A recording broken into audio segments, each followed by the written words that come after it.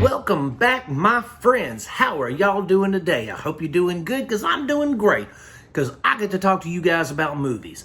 Today, we're going to be talking about Godzilla X Kong from 2024. Oh, I should say the New Empire, because that's part of the title too.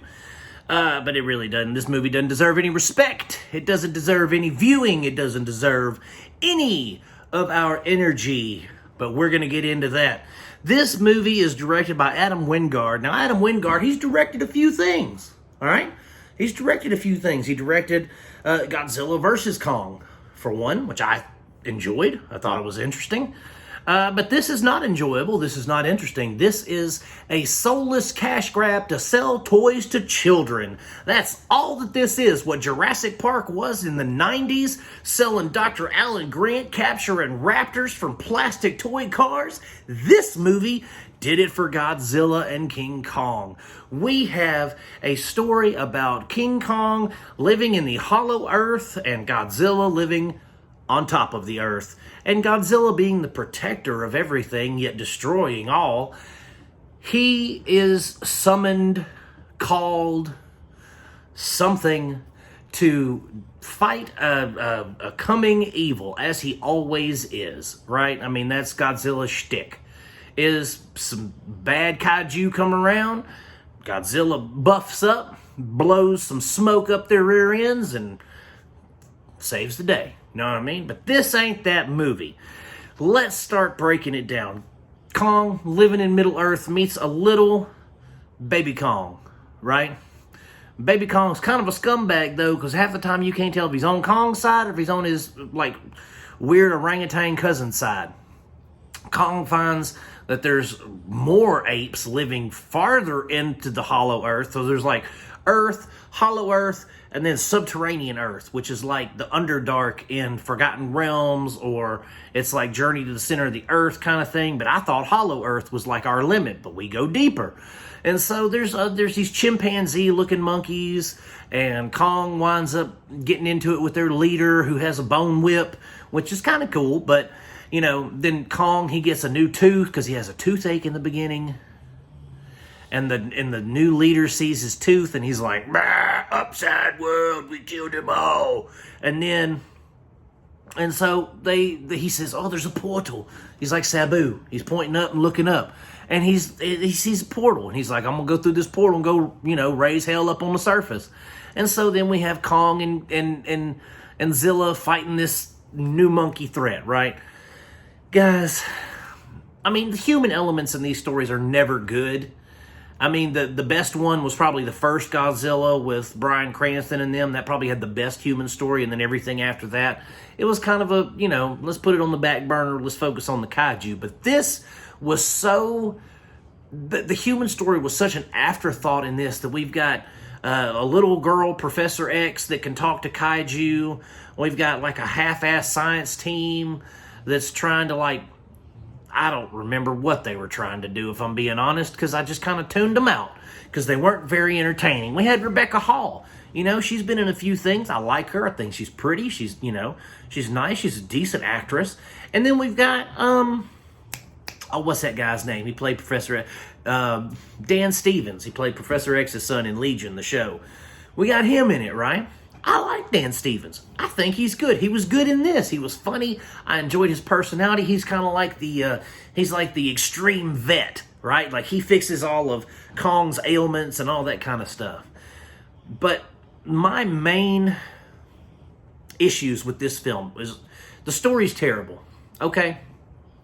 But I expect that.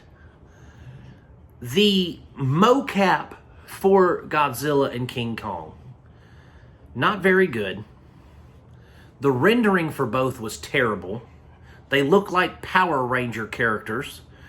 And then when I see King Kong making like weird facial expressions to like little mini Kong, or to like the humans that he just rescued, and he's like, oh yeah, I saved your ass, didn't I?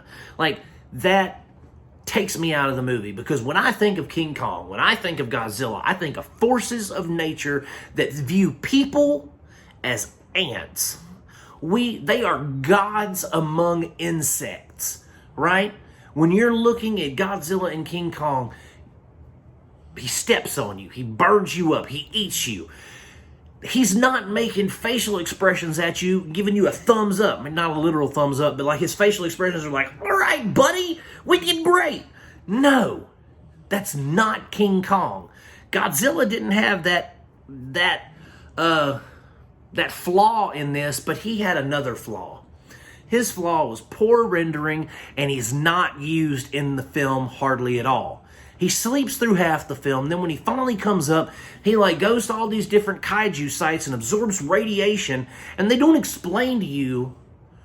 They explain why he's getting the radiation, but they don't explain to you why all of a sudden he is Super Saiyan Godzilla. He has pink fins. And I know it's supposed to be like, well, he's gathering up all this radiation to fight. He's gathering it to get stronger and fight this new threat.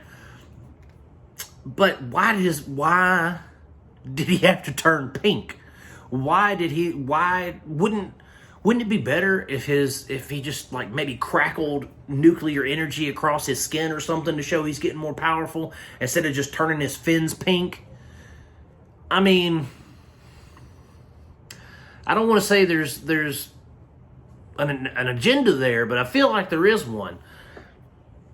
And so, like, this whole movie to me, again, like I said at the beginning, it felt like a soulless cash grab. They were like, we got to put out another Godzilla movie to make some money and sell toys to kids.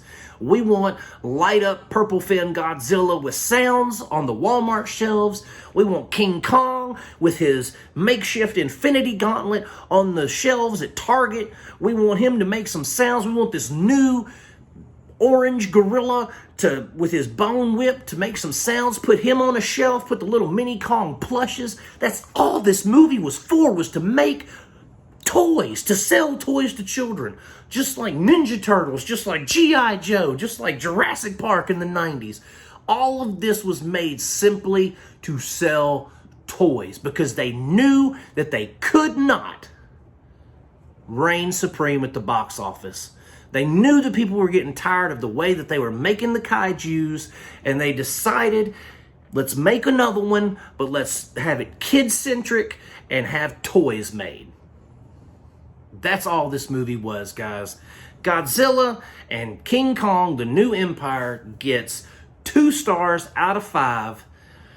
If you like Godzilla, if you like King Kong, this is not the movie for you. Don't waste your time. It'll drop on Max on July 4th. If you want to see it, I mean, hell, I knew it was going to be bad, and I still watched it, okay? So if you want to check it out, drops on Max, July 4th. Go find it, watch it, come back to the comment section, and let's talk about it. You know what I mean? Let's have some conversations about it. Tell me why I'm wrong, and I'll tell you why you're wrong. Or tell me what you like about it, and I'll tell you what I like about it. You know what I mean? But let's start some conversations on it, guys. If you like my reviews, please, by all means, like and subscribe. Hit that bell for notifications. And guys, I'm going to keep making them as long as you keep watching them. God bless you, my friends. Peace out, and I'll see you soon.